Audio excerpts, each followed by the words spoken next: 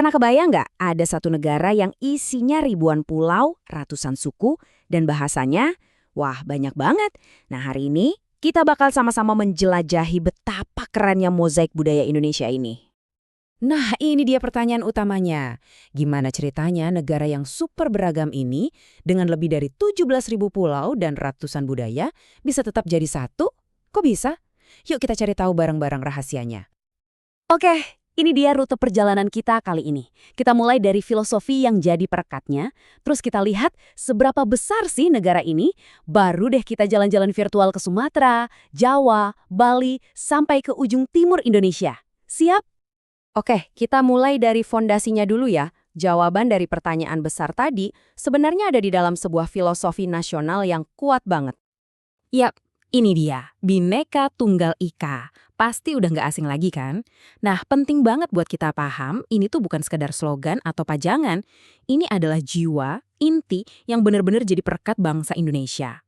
Artinya apa sih? Sederhana banget, tapi dalam maknanya. Walaupun beda-beda, kita tetap satu. Jadi pesannya jelas, mau latar belakang kita apapun, kita semua ini ya satu. Satu Indonesia. Nah, berbeda-bedanya itu di mana aja? Banyak banget. Pertama, ada suku. Ratusan jumlahnya dari Sabang sampai Merauke. Terus agama, ada Islam, Kristen, Katolik, Hindu, Buddha, Konghucu, semua hidup bareng. Belum lagi bahasa, ada ratusan bahasa daerah yang dipakai sehari-hari, dan pastinya budaya yang super kaya dan warna-warni. Kerennya, semua ini bisa hidup berdampingan dengan damai. Nah, biar kita benar-benar paham kenapa keberagaman ini spesial banget, kita harus lihat dulu seberapa besar sih Indonesia itu. Skalanya itu luar biasa loh. 38. Angka apa ini? Ini adalah jumlah provinsi di Indonesia. Dan setiap provinsi itu punya keunikan budayanya sendiri-sendiri loh.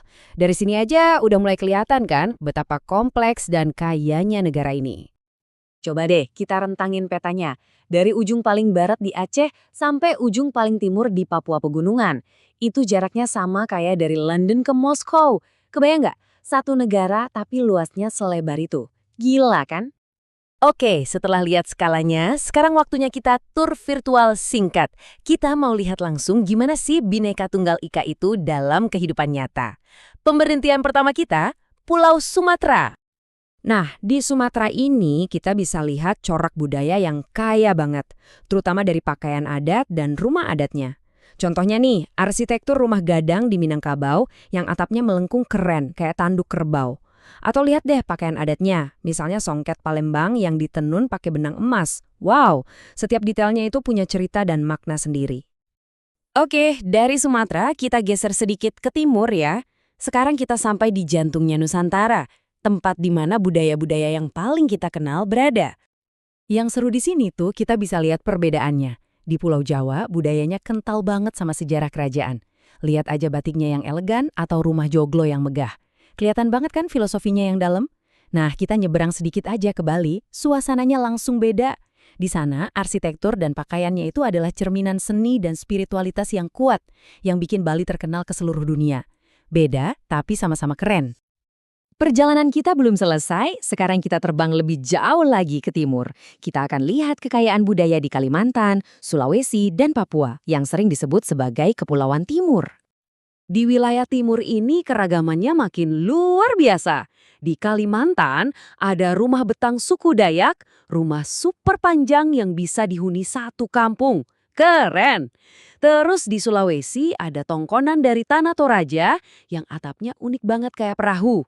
Lanjut lagi ke Maluku dan Papua, di sini kita bisa nemuin budaya-budaya yang udah ada dari zaman dulu banget. Kelihatan dari ukiran dan pakaian adatnya yang khas. Setiap pulau benar-benar punya dunianya sendiri. Jadi, setelah jalan-jalan singkat dari ujung barat ke timur, kebayangkan? Setiap pulau, setiap daerah itu kayak menyumbang satu benang dengan warna uniknya masing-masing.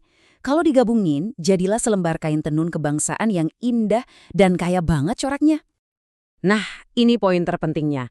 Bhinneka Tunggal Ika itu bukan cuma tulisan di lambang negara. Itu adalah sesuatu yang nyata, yang dihidupi setiap hari oleh masyarakatnya. Justru dari perbedaan-perbedaan itulah kekuatan dan identitas unik Indonesia lahir. Nah, Ini mungkin jadi bahan pemikiran buat kita semua. Di zaman sekarang yang rasanya banyak banget perpecahan, apa ya yang bisa kita pelajari dari cara Indonesia merayakan perbedaan untuk jadi kuat? Sesuatu untuk kita pikirkan bareng-bareng. Makasih ya udah ikutin penjelajahan kita kali ini.